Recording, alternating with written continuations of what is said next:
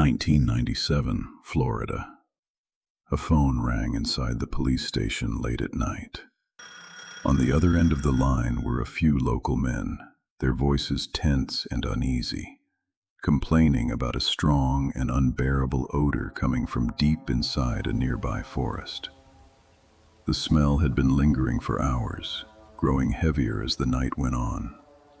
Officers were dispatched to investigate, but none of them were prepared for what they were about to witness. People talk about blindness as if it is simple darkness, like someone switches off a light and life just goes on. But for him, the darkness did not arrive all at once. It crept in slowly, like a shadow crawling inward from the corners of the world, stealing more of his sight with every passing day. Alan was 23 years old, living far away from his parents in a quiet countryside town in the United States with his best friend, Josh. Alan had a serious vision problem. He was not completely blind yet, but he was close enough that the world around him had already started slipping away. His eyes were always searching, always struggling, and his face carried a constant sadness, as if he was looking for answers he could never find. Josh noticed it every day. He worried about Alan constantly, watching him fade little by little, unaware that soon everything in their lives was going to change forever. One night, Josh was casually surfing through the dark web, clicking through strange forums and hidden posts, when something caught his attention. It was a post claiming that vision could be restored. The words felt unreal, but the comments underneath were disturbingly positive. Josh's heart began to race as he scrolled further. He turned toward Alan and, excitedly, with disbelief and hope trembling in his voice, said, "They're saying they can restore vision. Look at the comments. They actually look positive. It really looks like you might get your vision back." Alan did not take it seriously at first. He let out a small, tired breath and shook his head. "That's impossible. You don't just fix eyes like that." But Josh refused to let it go. He kept talking, kept convincing him, reminding him of everything he had already lost. Eventually, worn down by hope and desperation, Alan agreed to give it a try. They started chatting with the person behind the post, and after some time, Josh received an address and a specific time. When the night came, both of them went together. The location was deep inside the forest, far from any road or light. When they arrived, it was around 11 p.m. Standing there was a man, around 35 to 40 years old, tall and skinny. His face was hidden behind a mask, but it didn't hide everything. A long cut ran beneath it, deep enough that the skin had healed wrong, pulling his cheek into an unnatural shape. The mask pressed against it, as if trying, and failing, to keep something broken underneath from spilling out. Where the mask ended, the flesh looked tight and discolored, like it had been stitched in the dark by unsteady hands. When he moved, the scar shifted beneath the mask, alive in a way skin shouldn't be.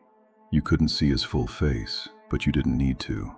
The damage was already telling you what kind of pain had lived there, and never left.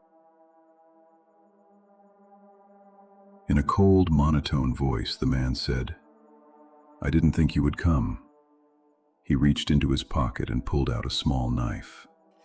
Calmly, without hesitation, he asked Alan to cut his hand and provide 10 drops of blood in exchange for a capsule that would restore his vision. Alan and Josh stood frozen, terrified and confused, staring at each other as if silently asking whether this was real. But fear slowly gave way to desperation, and they followed his instructions. The man handed over the capsule and told Alan to take it that night before going to bed. They returned to their apartment in silence.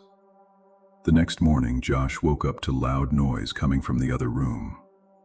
Alan was shouting, his voice shaking uncontrollably. "I can't believe it. I can see you, Josh. It really worked." That day they went outside, drove around, and met a few friends. Alan looked at everything as if he were seeing the world for the first time.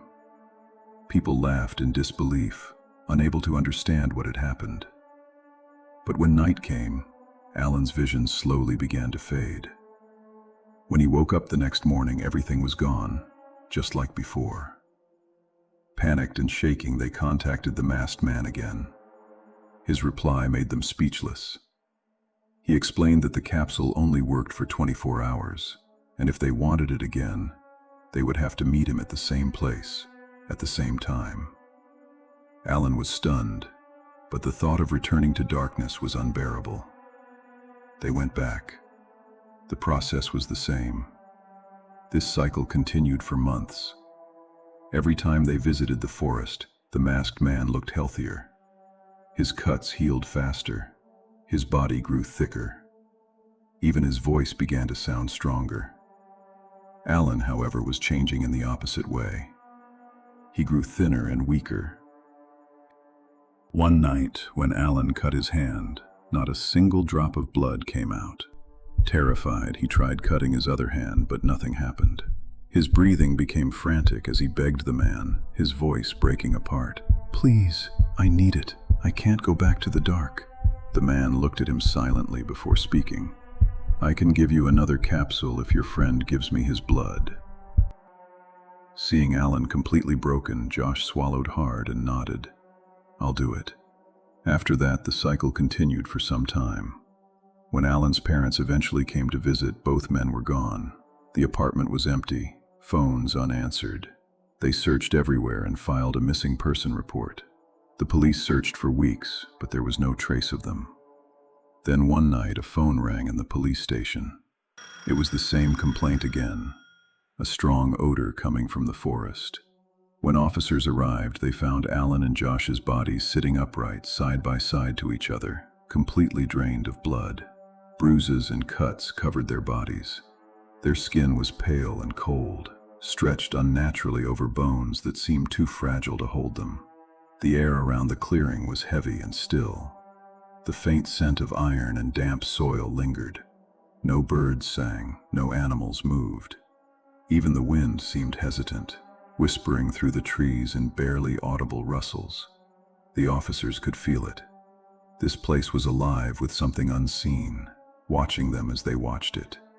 Months later, a police officer browsing the dark web stumbled upon a post that made his stomach turn. It was the same post, the same words, the same promise. Some people said it was black magic. Others claimed it was a cult or a ritual. Some said the forest itself was haunted. But no one ever truly discovered what happened to them that night.